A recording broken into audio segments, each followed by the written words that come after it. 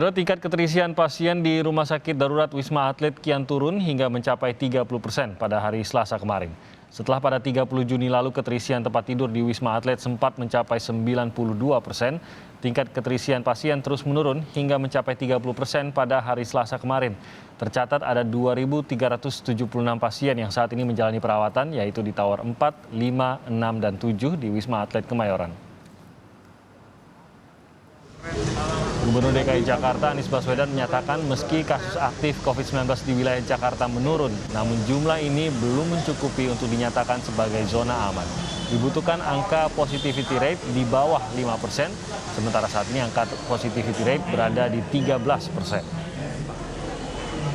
Di tempat tidur isolasi rumah sakit 56%, kemudian ICU 79%.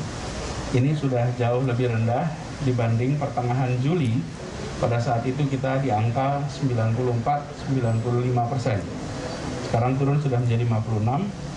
Kemudian ICU juga sudah turun menjadi 79%. Positivity rate kita sempat 45%, lalu turun menjadi 13% sekarang ini. Dan kita mau masuk wilayah aman itu di bawah 5%. Bagaimana kondisi terkini keterisian pasien COVID-19 di Wisma Atlet Kemayoran? Ada rekan kami Alfania Rizky yang akan melaporkan langsung dari sana.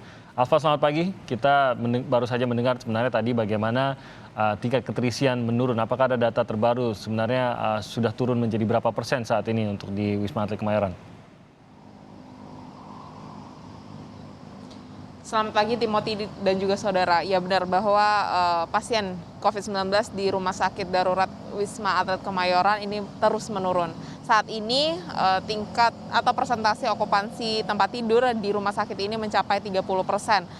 Dari data realnya adalah 2.383 pasien COVID-19 yang masih dirawat di rumah sakit ini. Angka ini jauh lebih rendah dibandingkan 2 minggu terakhir, di mana 2 minggu lalu setidaknya masih ada 4.900 pasien COVID-19 yang dirawat di sini. Artinya kisaran okupansi atau persentase okupansi rate di Wisma Atlet mencapai 80 hingga 90%.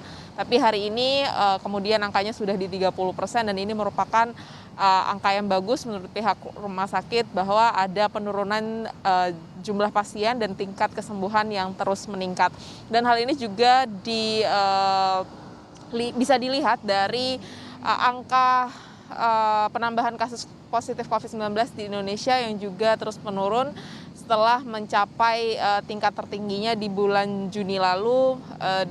Tapi walaupun demikian, penambahan pasien COVID-19 hariannya ini masih tetap tinggi. Terakhir kemarin ada 33.000 dan ini bisa juga dilihat penurunannya bagaimana di pasien yang dirawat di rumah sakit ini juga terus menurun. Karena kalau di Jakarta memang sebagian besar pasien COVID-19 yang dinyatakan positif COVID-19 selain melakukan isolasi mandiri juga dirawat di rumah sakit ini. Ada 4 tower yang dioperasikan, yaitu tower 4, 5, 6, dan 7 dengan total bisa menampung hingga 7.000 pasien. Dan hal ini tentu saja masih terus ditingkatkan operasionalnya oleh pihak rumah sakit. Bahkan kemarin ada penambahan tenaga kesehatan untuk kemudian mengantisipasi kalau nantinya memang ada penambahan pasien COVID-19. Timothy. Bagaimana dengan penurunan ini dan pengaruhnya terhadap operasional di sana? Apakah ini juga ada pembedaan mungkin dari tenaga kesehatan yang merawat dan lain-lain? Apakah akan lebih baik mengingat jumlah pasiennya sebenarnya jauh lebih turun? Iya, pihak rumah sakit sendiri terus menekankan bahwa walaupun adanya penurunan, tetapi pelayanan atau operasional di rumah sakit ini tetap sama saja dengan ketika jumlah pasien di rumah sakit ini tinggi begitu, karena melihat kondisi dari IGD, ICU dan juga kamar-kamar perawatan ini tenaga kesehatan yang dikerahkan itu jumlahnya masih sama dengan jumlah sekitar 2.000-an tenaga kesehatan, dengan penambahan terus dilakukan apabila memang nanti ada penambahan pasien COVID-19. Dan selain itu juga obat-obatan yang digunakan di rumah sakit ini juga masih sama begitu dengan ketika pasien tinggi dan saat ini ketika pasien terus menurun, ada antivirus, ada vitamin-vitamin, dan juga tentu saja pasien COVID-19 di rumah sakit ini diminta untuk terus menjaga protokol kesehatan walaupun di sini statusnya sebagai pasien COVID-19. Pihak rumah sakit sendiri juga menekankan walaupun adanya penurunan jumlah pasien ini, tetapi diminta bahwa masyarakat Jakarta khususnya untuk terus mematuhi protokol kesehatan COVID-19 karena bukan tidak mungkin nantinya ke depan akan ada gelombang baru dan tentu saja rumah sakit menjadi yang paling terdampak. Selain itu, di masa PPKM level 4 ini, pihak rumah sakit juga meminta agar masyarakat terus mengikuti aturan terbaru dan pemerintah terus juga serius dalam menerapkan aturan-aturan di PPKM level 4 ini. Timothy.